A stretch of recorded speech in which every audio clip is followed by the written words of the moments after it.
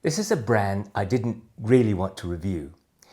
It's a brand that took off quickly, fully formed with an already established brand behind it. But I have to tell you the truth. With this brand, I was concerned their models were copies.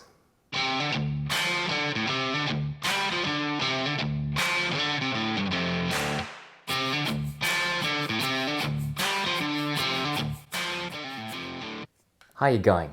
My name is Tech and this is Bootlosophy, my channel on heritage boots and sometimes other men's gear. Now, this video was recorded on the lands of the traditional custodians, the Luosjiet people. So, this is a boot from the brand Luosjiet. I never really had a hankering to review any boots from this brand because I still am really, concerned that some of their models look like copies.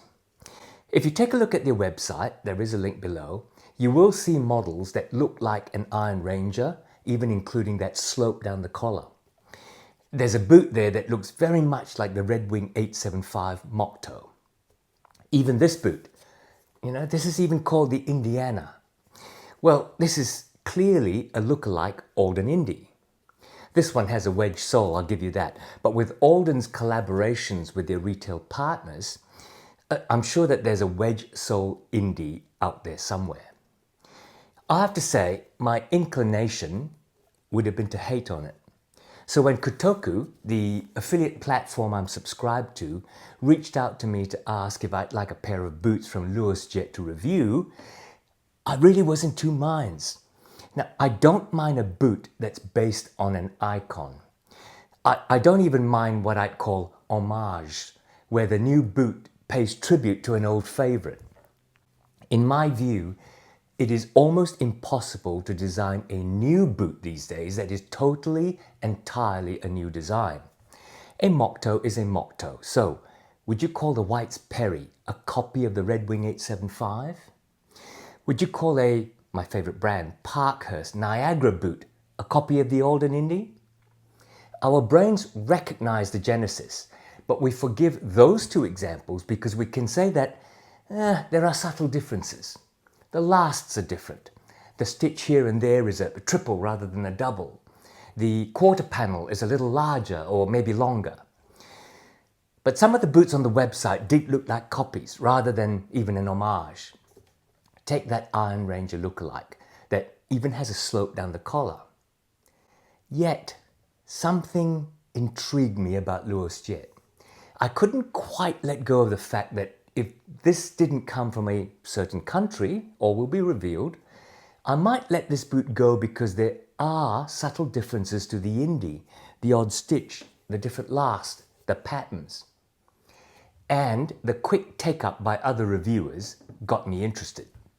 My good friend Dale from Dale's Leatherworks has reviewed and liked Luosjiet boots. Ashwin Rao, whom I totally respect for his very informed reviews, he's from the Welterwear channel, they take their quality very seriously. My friend Ryan from the Yushu channel has reviewed various models extensively and has become a kind of expert on Luosjiet on his channel, including making many comparisons with the icons. Ryan's videos made me change my mind, and I agreed with Kotoku to get the boot to review, but I was still anticipating maybe a video to hate on it. Let's start with the brand. This is from the Chinese brand Luosjiet, or as I called it, Loose Jets, because they shot out of nowhere with a huge variety of ready-to-wear boots that were in all types of genre. If my friends are right, I don't speak Chinese, so I had to go and ask a few ex-diplomat friends of mine. If my friends are right, the literal meaning is falling section, and I think it means the lower section or the cheaper category. That kind of makes sense because it is a second brand from well thought of, good reputation Chinese brand XBXS. XBXS is a high quality brand that makes a big range of non-derivative style boots within different genre, from boondockers to jodhpurs to cowboy boots, and use some amazing leathers like shell cordovan, horsebutt and Horween Chrome XL. Their boots sell for around $1,000 US. Luosjiet is their brand that seems to offer cheaper pairs around the low 300s US to the high 400s. Now, business-wise, this is a good move. You never want to dilute a high-end brand with low-end products, and the business advice is usually to open a second brand, and each of the two brands can then pursue different market segments. Luosjiet produce Moctoes, cap toes or plain toe service and work boots, chuckers and brogue boots within that competitive price range. I have put a link to the website below. Sure, it is an affiliate link, but whether you buy or not is up to you. This is certainly not an ad for the brand. Next up, I'm going to talk about sizing. Now, this is not my usual order of things in a review, but I think the sizing is difficult enough that I think it needs to be pointed out. When I decided to accept the offer of a pair, I contacted Ryan from Lychee to ask him about the sizing. He recommended the usual half size down from Brannock, but pointed out that all Indiana boots from Luosjiet were an E width. He adds a removable insole and also said that maybe the next time round he would actually get a full size down from Brannock for a more snug fit, which we all prefer, I think. He did point out that the other models were good at the usual half down. It's just this particular Indiana last. I told you as an expert on the brand. So on the website, they do have a size chart, it's fairly conventional, except that they compare, say, a Red Wing 8 to a US 8 and the same to a EU 41.5. Well, that's not really true, you know. You take a half down from Brannock in Red Wings. So as I'm an 8.5 US, I take Red Wing boots in 8. But then a US 8.5, my true size, is usually a 41.5 EU. So the comparison should, I think, be Red Wing 8 versus US true size 8.5 versus EU 41. To be clear, I take Red Wing a half down from true, but the EU size is usually a 41, even though the true US size is 8.5. Confusing, I know, but in summary, choose the Luosjiet size that matches your half down from Brannock size, or even go down in this boot another half in the Luosjiet size. These are 41.5 EU, and I think that's actually accurately true to size. It means it's a little bit big for me, and I could comfortably have taken my true to size EU size of 41. Now, the important stuff, the construction, materials, and QC. I didn't actually do an unboxing video because, well, I've already said it earlier. I was waiting to hate on this. But you know, now I wish I had, because I think you would have seen the surprise in my voice. The construction method is a 360-degree Goodyear welt construction. I have already described Goodyear welting in almost all of my other videos, and you can also see my video on Goodyear welted boot construction 101. I put a link to that video down below. So focusing on materials and QC, the wedge outsole is a proprietary product that looks like the Vibram 4014 Christie sole or the Red Wing Moctoe wedge sole in blown rubber. This one is an EVA or ethylene vinyl acetate, like on running shoes. And so it's not only lightweight and shock absorbing, but it's also water and oil resistant. EVA is usually a durable material too because of its elasticity. The outsole is glued on, it's not stitched. This is normal in wedge soles. Between that and the midsole is a very thin rubber full slip sole. I think you can just about see that black color. I'm pretty sure that's stitched onto the rest of the sole construction, and it's actually there to provide a better adhesive service than leather, so that when you glue on the wedge outsole, it's glued to something that it will actually stick to. And then there's a 4mm thick veg tan leather midsole, good thickness, and a veg tan 4mm thick leather insole on the inside. The insole is stitched to the uppers and the inside edge of the welt, while the outside edge of the welt is stitched through to the midsole and slip sole. The welt is leather, and I think it's a split reverse welt so that half the inside edge is pushed up against the side of the boot. There is some pretty incredible skiving going on with the welt because the edge that's exposed above the midsole is only about 2mm thin, but the edge that's exposed against the uppers is at least 3mm, if not coming up to 4. And of course, there's the lower side of that split reverse welt inside that you can't see, making it quite thick on that side. Inside the boot, there is a cork filler between the insole and the midsole, and I believe there is a steel shank. So all good so far, both in terms of materials and construction. On top of the heel area, I can't show you because I put in an insole. On top of the heel area, they glue a leather comfort liner, and it's thick enough not to need any foam padding, plus points. The uppers are from Prime Asia Leather Tannery. That's a Chinese tannery that's actually quite well known across Asia and quite well thought of. If you're interested, their website is primeasialeather, or one word, .com. This is in something called dark brown lychee pattern cowhide. From that, we know it's dark brown, check. It's bovine, check. But what the heck is lychee? Well, if you go to any neighborhood Chinese restaurant in the world, odds on they will offer you a dessert in the menu called lychee fruit. A lychee is an Asian fruit with a hard skin and a translucent white flesh. The skin is actually leathery and looks like Scotch grain. So, aha! Lychee pattern equals Scotch grain. Check. Joking aside, I like this leather. It's firm and supportive. It seems hardy on the surface because of the pattern. It's so far avoided scuffs, even on my famous scuff-attracting right toe.